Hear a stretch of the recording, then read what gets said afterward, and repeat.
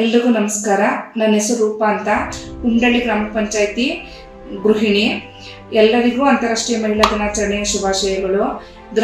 ಗ್ರಾಮೀಣಾಭಿವೃದ್ಧಿ ಪಂಚಾಯತ್ ರಾಜ್ ಇಲಾಖೆಯು ಉಮ್ಮಡಹಳ್ಳಿ ಗ್ರಾಮ ಪಂಚಾಯಿತಿ ಅರಿವು ಕೇಂದ್ರದಲ್ಲಿ ನಮಗಾಗಿ 3 ರಿಂದ 4 ಸಮಯ ನಿಗದಿ ಮಾಡಿರ್ತಾರೆ. ಅವ್ರಿಗೂ ಕೂಡ ನಮ್ಮ ಕಡೆಯಿಂದ ತುಂಬು ಹೃದಯದ ಧನ್ಯವಾದಗಳು.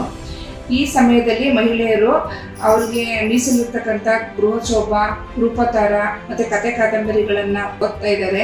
ಇದ್ರ ಉಪಯೋಗವನ್ನು ಪಡ್ಕೋತಾ ಇದ್ದಾರೆ.